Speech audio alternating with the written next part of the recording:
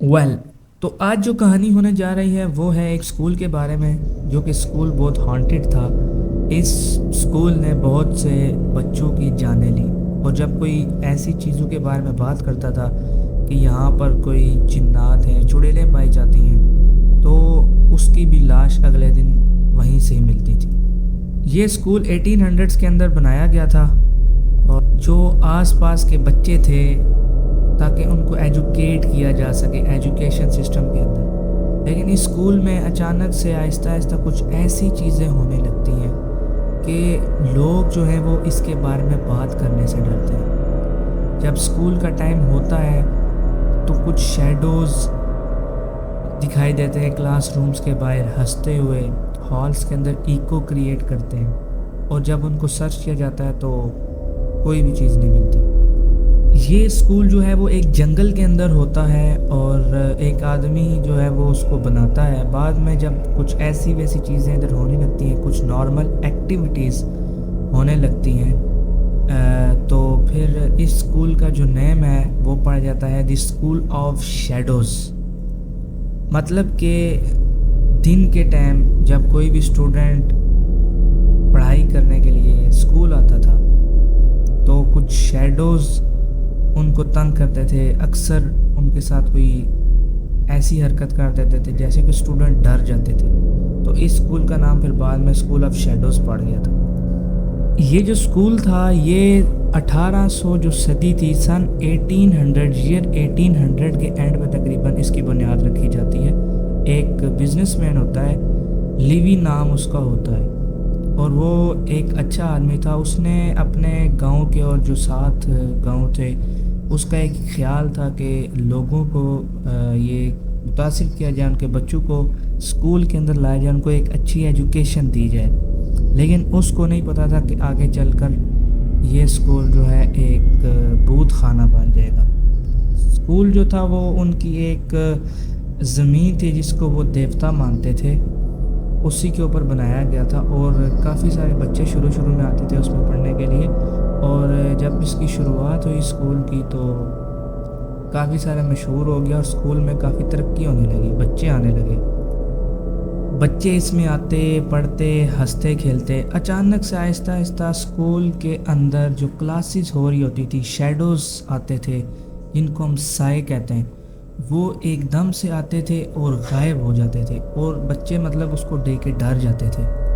اور خالی ہالس کے اندر بھی ایسی آوازیں سنائی دینے لگی۔ آہستہ آہستہ کر کے جب اسکول تھوڑا پرانا ہوتا گیا تو آوازیں آتی تھی، ایکو کریٹ ہوتی تھی ان کی، جیسے کوئی زور زور سے ہنس رہا ہو۔ تو کافی سارے بچے ڈر گئے اس چیز کو دیکھ کر۔ چلیے اب بات کرتے ہیں کہ پہلا کیس کب پیش آیا۔ یہ سردی کی ایک سرد صبح تھی جب پہلا سانحہ پیش آیا۔ میلنگ نامی ایک لڑکی تھی، وہ اچانک سے غائب ہو گئی۔ اسٹوڈنٹس اور ٹیچرز نے اس کو ہر جگہ تلاش کرنے کی کوشش کی، لیکن وہ کسی جگہ پہ بھی نہیں ملی۔ کچھ دن بعد اس کی ایک لاش اسکول کے اندر پڑی ملتی ہے۔ اس کا چہرہ عجیب، بھیانک قسم کا، دہشت قسم کا لگ رہا ہوتا ہے، اور موت کی بھی کوئی وجہ نہیں پتہ چلتی کہ اس کو کسی نے مرڈر کیا کہ کسی نے کیا کیا، یہ بھی نہیں پتہ چل سکتا۔ اور جو آس پاس کے لوگ تھے وہ کہتے تھے کہ یہ لڑکی بے گناہ تھی، اور لگتا ایسے ہی ہے کہ جیسے اس کو کسی بھوت پریت نے مارا ہو۔ اب اس واقعے کے بعد بھی اسکول کھلا رہتا ہے، اور معمول کے مطابق بچے آتے ہیں اور وہ ایجوکیشن حاصل کرتے ہیں۔ اب کچھ بچوں نے یہ رپورٹ کی کہ ایک کالا سا بادل ہے جو کہ اسکول کے اوپر ہمیشہ سے مطلب چھایا رہتا ہے، سایہ کرتا رہتا ہے، اور اس میں سے ہم نے بھوت نکلتے ہوئے دیکھیں، چڑیلیں وغیرہ نکلتی ہوئی دیکھی۔ اور ٹیچرز نے بھی اس بات کو سچ مانا کہ انہوں نے اپنے نام مطلب پکارتے ہوئے سنے کہ کوئی ان کو پکار رہا ہو، عجیب نام جو آگے پیچھے کر کے لیے جا رہے تھے۔ اور ہوتا یوں ہے کہ لائبریری کے اندر بھی کتابیں اپنے آپ گر جاتی ہیں، ان کے پیج الٹنے لگتے ہیں، اور بکس جو ہیں وہ شیلف سے نیچے گر جاتی ہیں، اور الماریاں ہلنے لگتی ہیں۔ جیسے جیسے سال گزرتے گئے، وقت گزرتا گیا، کچھ طالب علموں نے، کچھ سٹوڈنٹس تھے، انہوں نے ایک گروپ بنایا کہ ہم اس کو سرچ کریں گے کہ آخر یہ ہو کیا رہا ہے۔ اب اس طرح ہوتا ہے کہ اسکول کے اندر ہی ایک ہوتا ہے خانہ دیکھتے ہیں اور سب اس تہ خانے کے اندر چلے جاتے ہیں جہاں پر ایک پاورفل آدمی بھی مطلب جانے سے ڈرتا تھا، ایک بہادر آدمی بھی جانے سے ڈرتا تھا۔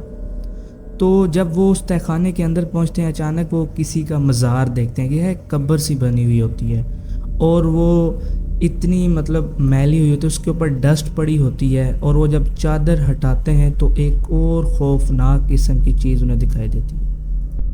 اب اچانک سے یوں ہوتا ہے کہ بھوت قبر کے اندر سے نکلنے لگتے ہیں اور بچوں کو ٹرانس میں لے لیتے ہیں اور بچوں کے اندر گھس جاتے ہیں۔ بچے ایسی آوازوں میں بات کر رہے ہوتے ہیں کہ وہ ایسی زبان کسی نے کبھی بھی نہیں سنی ہوتی۔ جب وہ مزار سے باہر نکلتے ہیں تو ٹیچرز بھی ان کو دیکھ کے ڈر جاتے ہیں، ان کی آنکھیں عجیب ایک خوف جس طرح نہیں نظر آ رہا ہوتا، اس طرح خوف لگ رہا ہوتا ہے۔ اب ٹیچر ڈر جاتے ہیں اور وہ وہاں سے استعفیٰ دے دیتے ہیں کہ ہم اور نہیں پڑھا سکتے۔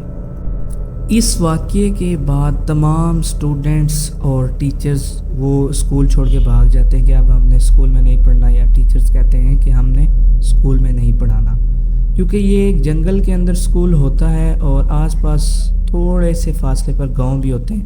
اچانک سے ہوتا ہے کہ فصلیں جو ہیں، جو فیلڈز ہیں وہ تباہ ہو جاتی ہیں اور جانور بھی مرنے لگتے ہیں۔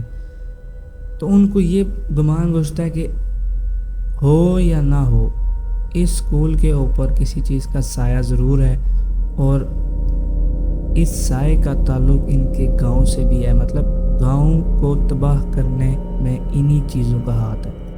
اب یہ لوگ تنگ آ کر ایک ماسٹر سانگ ہیں وہ ان کی مدد لیتے ہیں، اور یہ ماسٹر جا کے وہاں پر منتر وغیرہ پڑھتے ہیں، یا جو انہوں نے رسمات کرنی ہوتی ہیں یہ وہ کرتے ہیں مندر پہ جا کے۔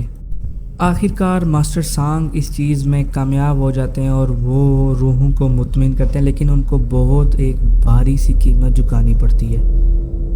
ان کے کافی سارے اسٹوڈنٹس جو ہیں وہ روحوں سے لڑنے میں، چڑیلوں سے لڑنے میں مارے جاتے ہیں، اور وہ اپنے منتروں کا یوز کرتے ہوئے اسکول کے گرد ایک حصار کی دیوار بنا دیتے ہیں کہ کوئی بھی اس کے اندر نہیں جا سکتا، اور روحیں ان کی جو کہ لوگ مر چکے تھے ایک اسکول کے اندر گھوم پھر رہی ہوتی ہیں، اور کسی کو بھی اجازت نہیں ہوتی کہ وہ اسکول کے اندر جائے، کیونکہ ایسا کرنا وہ اپنی موت کو دعوت خود دے رہا ہوگا۔